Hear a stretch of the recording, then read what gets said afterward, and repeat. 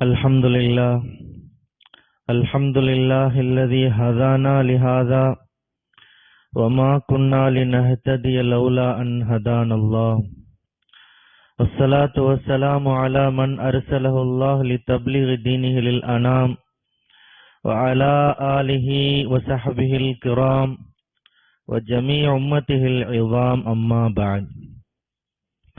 قال الله تعالى: فأعوذ بالله من الشيطان الرجيم. بسم الله الرحمن الرحيم.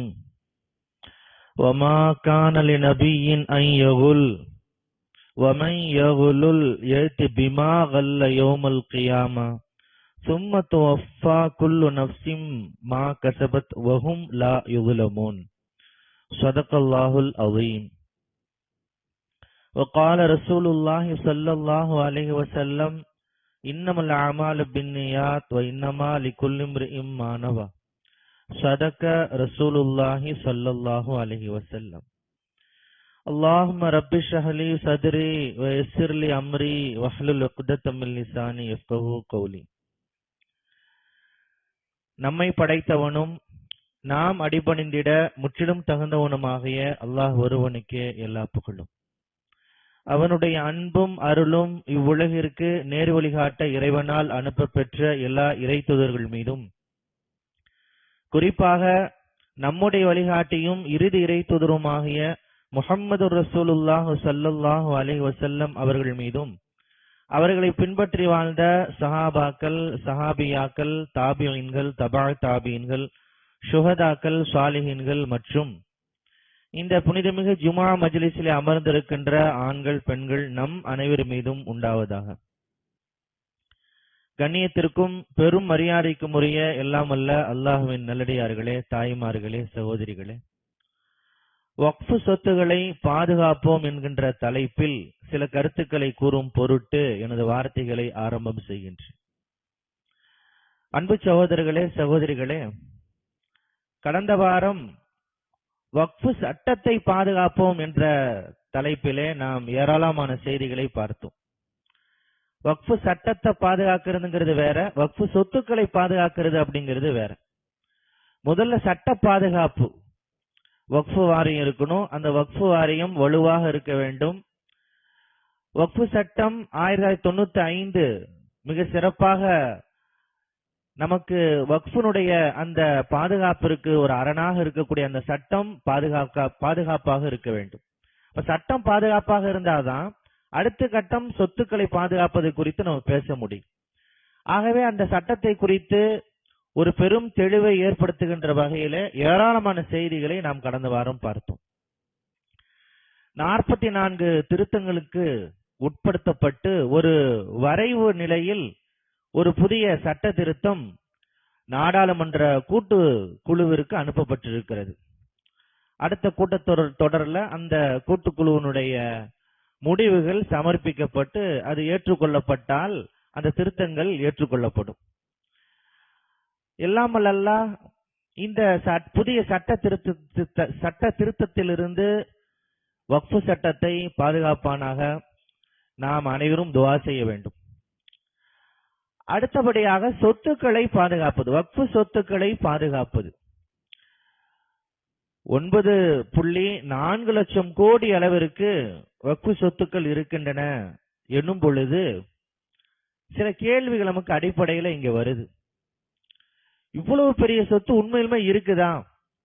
அப்படி இந்த சொத்துக்கள் இவ்வளவு அதிகமான சொத்துக்கள் இருந்தால், ராணுவத்திற்கு அடுத்தபடியாக, ரயில்வேக்கு அடுத்தபடியாக வக்ஃபு சொத்துக்கள் தான் இந்தியாவிலே 3வது இடத்தை வகிக்கிறது என்றால், அவ்வளவு பெரிய சொத்துக்கள் மூலமாக முஸ்லிம் சமுதாயத்தை மிகப்பெரிய அளவிலே முன்னேற்ற பாதையிலே கொண்டு சென்று விடலாமே.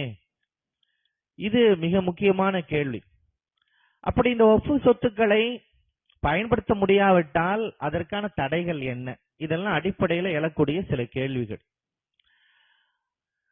உண்மையில் 9.4 லட்சம் கோடி சொத்து இருக்கிறதா என்றால் இங்கே நாம் கவனத்தோடு அதை புரிந்து கொள்ள வேண்டும். பணமாகவோ தங்கமாகவோ இந்த சொத்துக்கள் கிடையாது. இது ஒரு சொத்து மதிப்புள்ள இடங்களாக இருக்கின்றன. இதுதான் நம்ம விளங்க வேண்டிய முதலாவது அடிப்படை விஷயம். பல கோயில்களுக்கு வருமானங்கள் இருக்குது. பல கோயில்கள்ல தங்கமாகவும் பணமாகவுமே சொத்துக்கள் இருக்கின்றன. வக்ஃபு வாரியத்தை பொறுத்தவரை, வக்ஃபு சொத்துக்களை பொறுத்தவரையில் அப்படி தங்கமாகவோ பணமாகவோ நகையாகவோ இல்லை. வெறும் நிலம் மதிப்பு, நிலங்கள், பில்டிங், கட்டடங்கள், கட்டடங்களும் மட்டும்தான் இருக்கின்றன. ஆகவே இதை நாம் முதலாவதாக புரிந்து கொள்ள வேண்டும். அப்போ நிலம் மட்டும்தான் இருக்குது அப்படின்னா அதை உடனடியாக முஸ்லிம்களுடைய பயன்பாட்டிற்கு உடனடியாக நாம் விரும்புகிற வகையில் மாற்ற முடியுமா என்றால் நிச்சயம் முடியாது. இரண்டாவது நாம் புரிய வேண்டிய செய்தி என்ன? வக்ஃபு வாரியத்தினுடைய சொத்துக்களை நாம் 3 வகையாக பிரிக்க வேண்டும். 3 வகையில நம்ம பிரிக்கணும். முதலாவது, வக்ஃபு வாரியத்தினுடைய கவனத்திற்கு வராத சொத்துக்கள் இருக்கின்றன. ஒரு இடம் இருக்குது, அது வக்ஃபு வாரியத்துக்கு தான் சொந்தமானதா, வக்ஃபு செய்யப்பட்ட இடம் தானா அப்படிங்கிற கவனம் வக்ஃபு வாரியத்துக்கு கூட இல்லாம இருக்கும். பழைய டாக்குமெண்ட்லாம் எடுத்து பார்த்தோம் அப்படின்னா அது வக்ஃபு செய்யப்பட்ட சொத்தாக இருக்கும். அதற்கு பிறகு அது ஆவணப்படுத்தப்பட வேண்டும். இப்படி ஏராளமான சொத்துக்கள் ஆவணப்படுத்தப்படாமல் வக்ஃபு வாரியத்தினுடைய கவனத்திற்கு வராத சொத்துக்கள் நிறைய இருக்கின்றன. அதெல்லாம் சேர்த்து தான் 9.4 லட்சம் கோடி. இரண்டாவது வகையிலே உள்ளது ஆவணப்படுத்தப்பட்ட சொத்துக்கள். அதுக்கு முறையா டாக்குமெண்ட் இருக்கும், ஆவணப்படுத்தப்படும், வக்ஃபு வாரியத்தினுடைய கவனத்தில் அது இருக்கும். அதை யார் பயன்படுத்துகின்றார், அதிலிருந்து வரக்கூடிய வருமானங்கள் என்ன, இதெல்லாம் தெரியும். இது இரண்டாவது வகை. மூன்றாவது வகையான சொத்துக்கள் என்ன? ஆவணப்படுத்தப்பட்டு இருக்கும், ஆனால் அதன் மூலமாக எந்த பயனும் வக்ஃபு வாரியத்திற்கு கிடைக்காது. அது யார் பேர்லயாவது இருக்கும், ஆக்கிரமிப்பு செய்திருப்பார்கள், அல்லது உரிய வாடகை தராமல் இருப்பார்கள், காலி செய்யாமல் இருப்பார்கள். அதிலிருந்து முறையாக என்ன பயன் கிடைக்க வேண்டுமோ அந்த பயன் கிடைக்காமல் இருக்கும், அல்லது தரிசு நிலமாக இருக்கும், அல்லது வெறும் இடமாக இருக்கும், அதுல எந்த வருமானம் இல்லாத ஒரு நிலை இருக்கலாம். இப்படி 3 வகையாக வக்ஃபு சொத்துக்களை நாம் புரிந்து கொள்ள வேண்டும். இந்த வக்ஃபு சொத்துக்களை பொறுத்தவரையில் முஸ்லிம்களுடைய பயன்பாட்டிற்கு அதை மாற்றுவதற்கு என்னென்ன சாத்தியக்கூறு இருக்கின்றன என்பதை நாம் அறிய வேண்டும்.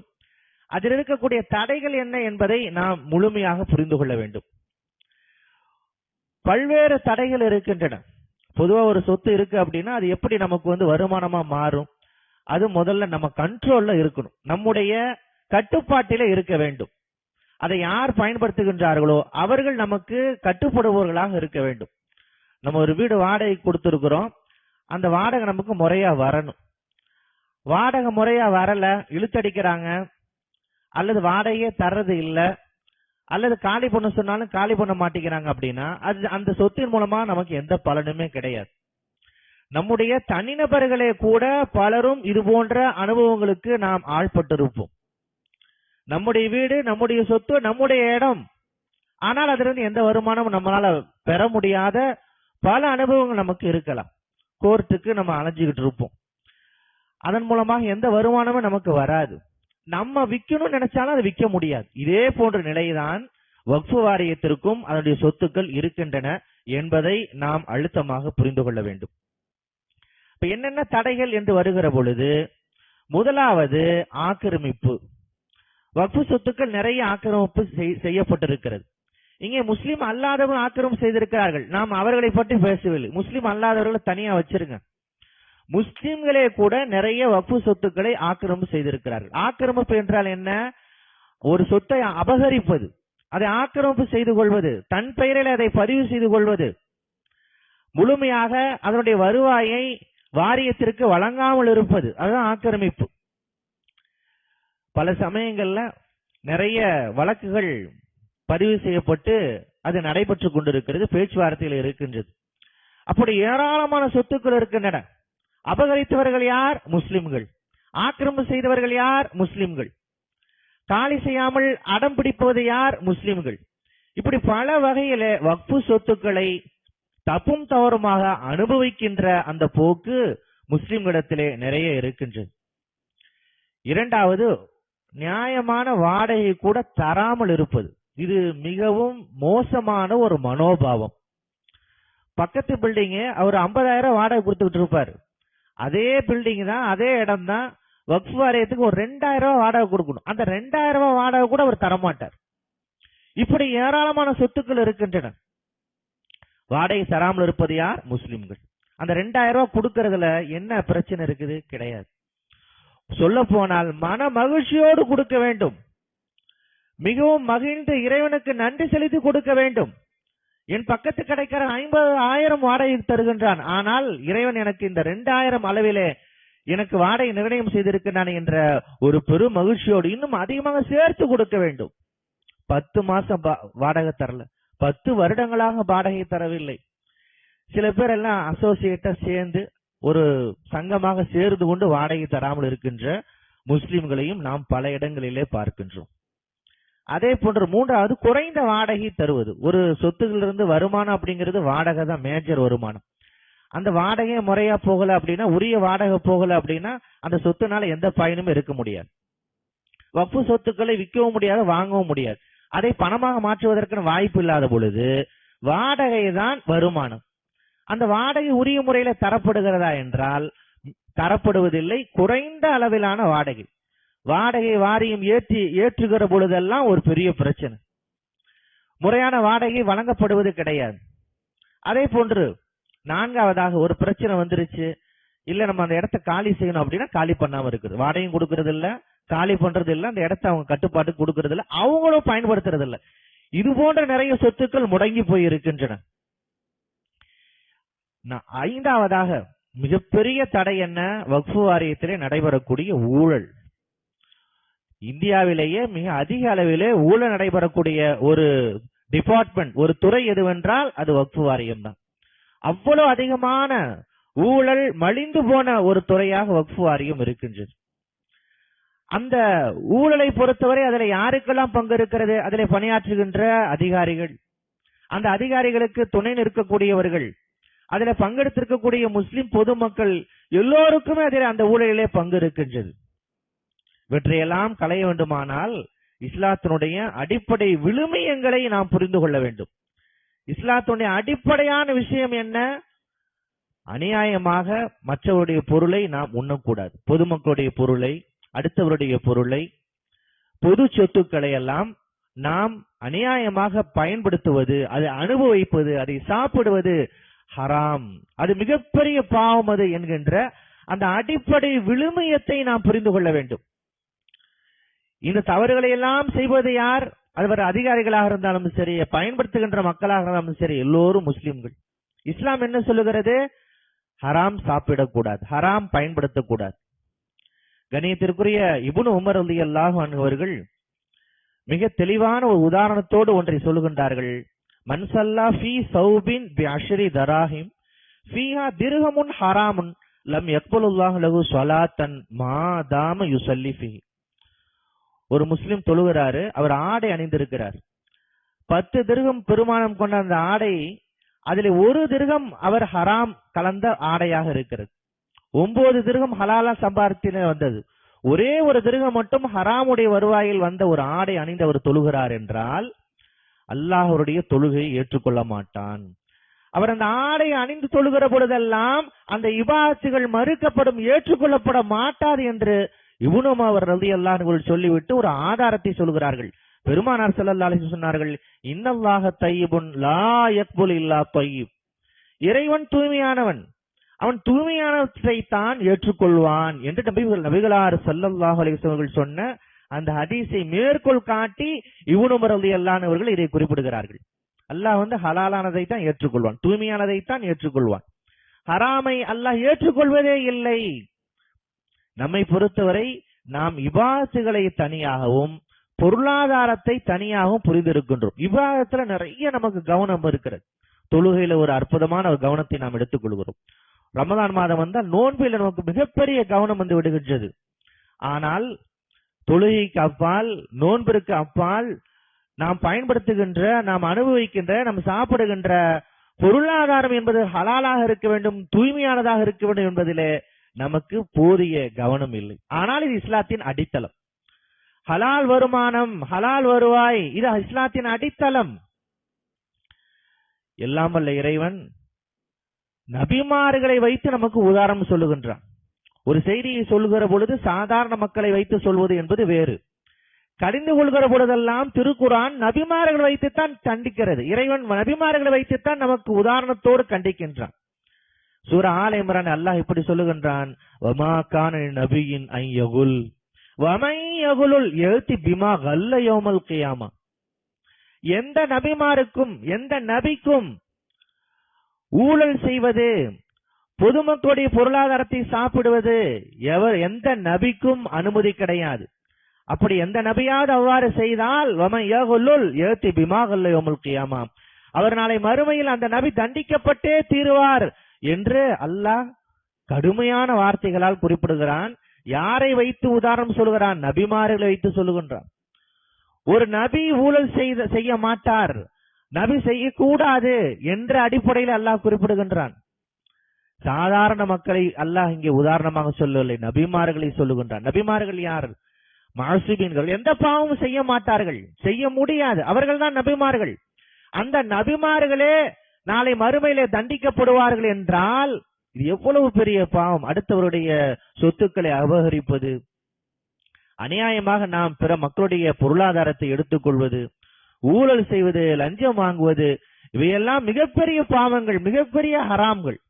ஆகவேதான் அல்லாஹ் நோன்பை குறித்து சொல்லிவிட்டு, ரமதானுடைய நோன்பை குறித்து மிக விரிவாக அல்லாஹ் குறிப்பிட்டு விட்டு அடுத்த வசனமாக அல்லாஹ் சொல்கிறான், யா அய்யுஹல்லதீன ஆமனூ லா தஅகுலு அம்வாலக்கும் பைனக்கும் பில் பாத்தில் வ துதுலூ பிஹா இலல் ஹுக்காம். மூமின்களே, நீங்கள் உங்களுடைய பொருளாதாரத்தை ஹலாலாக ஆக்கிக் கொள்ளுங்கள். அநியாயமாக முறையில் நீங்கள் உங்களுடைய பொருளாதாரத்தை பயன்படுத்த வேண்டாம், உட்கொள்ள வேண்டாம். மற்றவருடைய சொத்துக்களை அபகரிப்பதற்காக துதுலூ பிஹா இலல் ஹுக்காம் லிதஅகுலு ஃபரீக மின் அம்வாலின் நாஸி பில் இஸ்ம். முறையில்லாமல் மற்றவருடைய சொத்துக்களை பொருளாதாரத்தை அபகரிப்பதற்காக அதிகாரிகளிடத்திலே சென்று நீங்கள் லஞ்சம் வழங்க வேண்டாம் என்று அல்லாஹ் கடினமான வார்த்தைகளை வைத்து அல்லாஹ் இங்கே குறிப்பிடுகின்றான். இந்த வசனத்தை அல்லாஹ் நோன்பை குறித்து சொல்லிவிட்டு உடனடியாக சொல்லுகிறான். அப்படி என்றால் என்ன பொருள்? நோன்பு இபாதத். ஒரு முஸ்லிம் நோன்புல இபாதத்துகளை ரொம்ப கவனமா இருக்கிறார். ஆனால் பொருளாதாரத்திலே கவனமாக இருப்பது அவருடைய கடமை.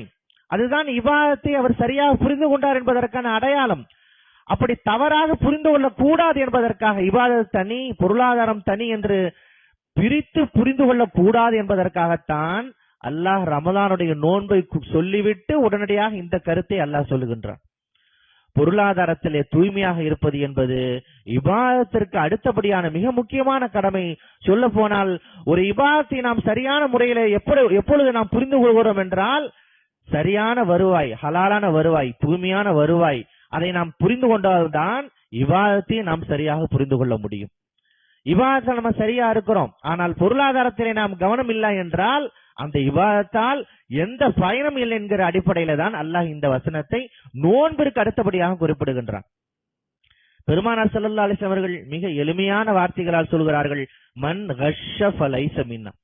யார் ஊழல் செய்கிறார்களோ அவர்கள் நம்மை சார்ந்தவர்கள் இல்லை என்று பெருமானார் ஸல்லல்லாஹு அலைஹி வஸல்லம் அவர்கள் குறிப்பிடுகின்றார்கள். பெருமானார் ஸல்லல்லாஹு அலைஹி வஸல்லம் அவர்கள் வேறு வார்த்தைகள் எப்படி சொல்கிறார்கள்? மன் அகத அம்வாலன் நாஸ் யுரீது அதாக அத்தல்லாஹு அன்ஹு. நிறைய மக்கள் வக்ஃபுடைய அந்த வாடகை கூட தராமல் இருக்கிறார்கள். இங்கே பெருமானார் ஸல்லல்லாஹு அலைஹி அவர்கள் குறிப்பிடுகின்றார்கள், மக்களுடைய செல்வங்களை, அவருடைய பொருளாதாரத்தை முறையாக எடுத்துக்கொண்டால் அல்லாஹ் அவர்களுக்கு துணை நிற்பான். வமன் அகத அம்வாலன் நாஸ் யுரீது இத்லாஃபஹ அத்லஃபஹுல்லாஹ். அதிலே மோசடி செய்ய வேண்டும், அதை வீணாக்கி விட வேண்டும், அல்லது அதை பகிஷ்காரம் செய்துவிட வேண்டும் என்று அவர்கள் நினைத்தால் அல்லாஹ் அவர்கள் அழித்து விடுவான் என்று பெருமானார் ஸல்லல்லாஹு அலைஹி வஸல்லம் அவர்கள் குறிப்பிட்டு காட்டுகின்றார்கள். மிகப்பெரிய அளவிலே கடினமான வார்த்தைகளை பெருமானார் ஸல்லல்லாஹு அலைஹி வஸல்லம் அவர்கள் சொல்லுகின்ற ஏராளமான ஹதீஸ்களை நாம் கிரந்தங்களிலே, நூல்களிலே பார்க்க முடியும். பொருளாதாரம், வருமானம் என்பது ஹலாலானதாக இருக்க வேண்டும்.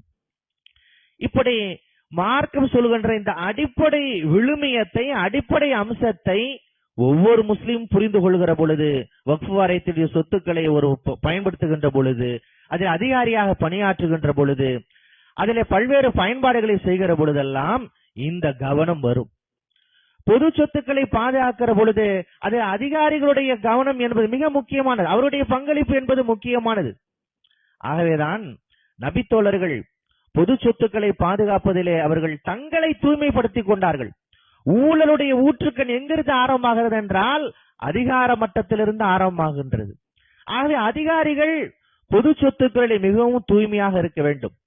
எவ்வளவு எடுத்துக்கொள்ள வேண்டும் அந்த வரையறையை தாண்டி, எவ்வளவு பயன்படுத்த வேண்டும் அந்த வரையறையை தாண்டி ஒருபோதும் பொது சொத்துக்களிலே அவர்களுடைய கை சென்றுவிடக் கூடாது என்பதிலே நபித்தோழர்களுடைய வாழ்வு என்பது நமக்கு மிகப்பெரிய ஏராளமான உதாரணத்தோடு சான்றுகளோடு வரலாறு முழுவதும் நிரம்பி இருப்பதை நாம் பார்க்க முடிகின்றது.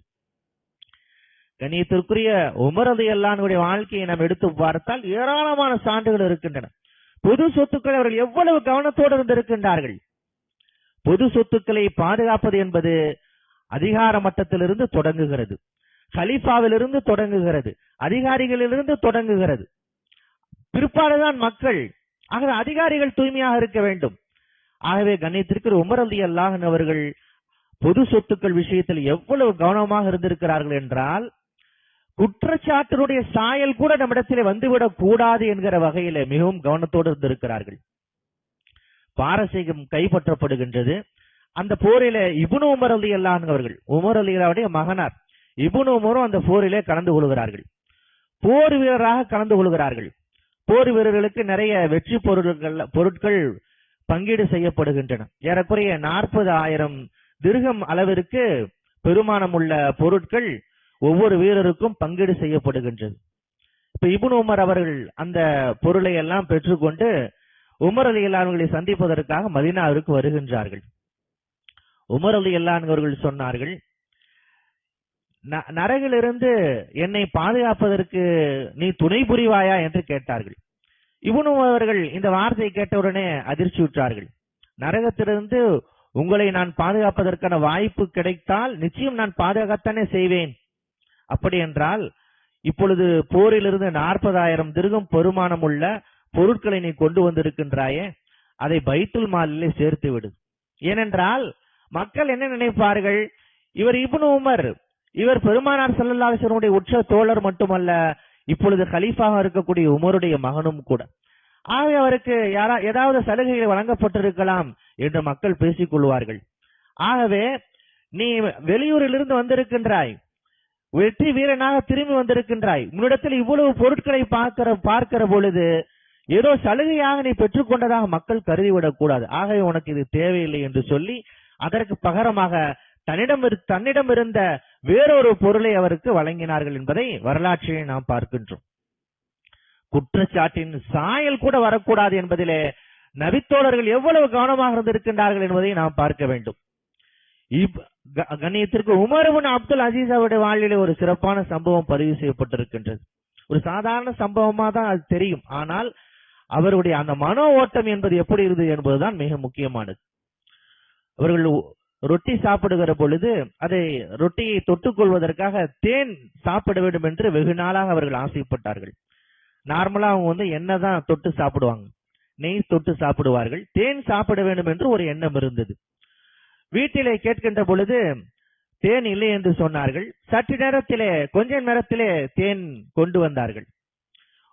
உமர் இப்னு அப்துல் அசீஸ் அவர்கள் கேட்டார்கள், தேன் இல்லை என்று சொன்னீர்களே, சற்று நேரத்திலே தேன் கொண்டு வந்தீர்களே, எப்படி என்ற பொழுது வீட்டில் இருந்த அவர்கள் சொன்னார்கள், தேனை வாங்குவதற்காக 2 தீனார்களை கொடுத்து நான் நம்முடைய பணியாளரை அனுப்பினேன், அவன் விரைவாக வாங்கி வந்து விட்டான்.